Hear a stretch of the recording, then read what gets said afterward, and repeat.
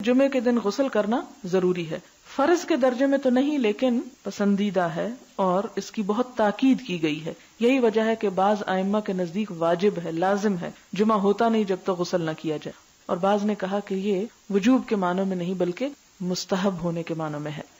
ہر بالغ پر جمعہ کے لیے جانا ضروری ہے، اور ہر وہ شخص جس پر جمعہ کے لیے جانا ضروری ہے اس پر غسل ہے، یعنی اس کو لازمی غسل کرنا چاہیے، الا یہ کہ کوئی مجبوری ہو۔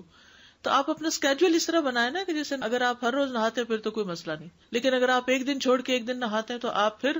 اس طرح اسکیجول کریں کہ جیسے آپ منڈے کو نہائے، پھر وینسڈے کو نہائے، پھر جمعے کو نہائے، پھر آپ سیٹرڈے سنڈے اگر نہیں بھی نہاتے پھر منڈے، تو اس طرح آپ جمعے کو مس نہیں کریں گے۔ یہ نہیں کہ جمعرات کو نہا کے جمعہ کو چھوڑ دیا یا جمعہ چھوڑ کے ہفتے کو نہائے، ایسا نہیں کرنا چاہیے۔ نبی صلی اللہ علیہ وسلم نے فرمایا اذا جاء احدکم الجمعۃ فلیغتسل، کہ جب تم میں سے کوئی جمعہ پڑھنے کے لیے آئے تو چاہیے کہ غسل کر لے، یعنی کوئی بھی۔ آپ نے فرمایا کہ جمعے کے دن کا غسل ہر جوان شخص پر فرض ہے، واجب ہے، اور واجب یہاں یعنی لازم کے معنوں میں آ رہا ہے۔ علماء نے غسل کے حکم کے بارے میں اختلاف کیا، بعض تو کہتے ہیں یہ واجب ہے یعنی فرض کے درجے میں ہے، اور جمہور علماء یہ کہتے ہیں کہ مستحب ہے، پسندیدہ ہے، افضل عمل ہے۔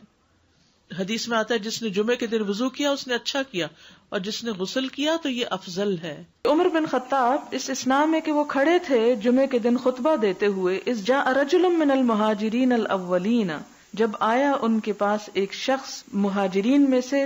جو سب سے پہلے مہاجر تھے، من اصحاب النبی صلی اللہ علیہ وسلم، حضور صلی اللہ علیہ وسلم کے ساتھیوں میں سے بھی تھے، اور کہا جاتا ہے کہ یہ حضرت عثمان تھے۔ فناداہ عمر، تو ان کو حضرت عمر نے خطبے کے حالت میں پکارا، ایت ساعۃ ھذہ، کون سی ہے گھڑی یہ کون سا وقت ہے؟ قال انی شغلت، تو انہوں نے کہا کہ میں مشغول تھا، فلم انقلب الی اہلی، تو میں گھر نہ جا سکا، حتی سمعت التاذین،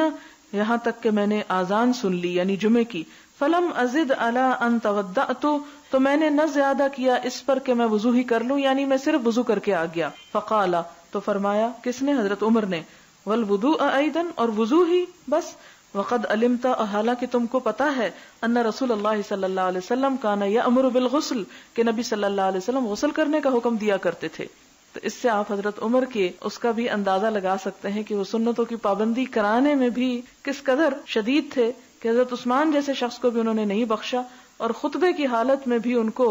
سب لوگوں کے سامنے پکڑ کے کہا کہ تم صرف وضو کر کے کیوں آ گئے ہو، نہائے کیوں نہیں؟ نہانا، خوشبو لگانا، مسواک کرنا، تینوں ہی لازم ہے، اور چونکہ یہ تینوں ایک جگہ پر آ گئی، اس سے یہ پتا چلتا ہے کہ یہ جو غسل ہے یہ اس طرح واجب نہیں آتا کہ جو فرض کے درجے میں ایک طرح سے آ جاتا ہے، بہت ضروری، یعنی بہت پسندیدہ ہے، بہت اس کی تاکید کی گئی، لیکن اگر کوئی کسی وجہ سے نہیں کر سکا تو وہ ایسا نہیں کہ جیسے کسی نے فرض نماز چھوڑ دی ہو۔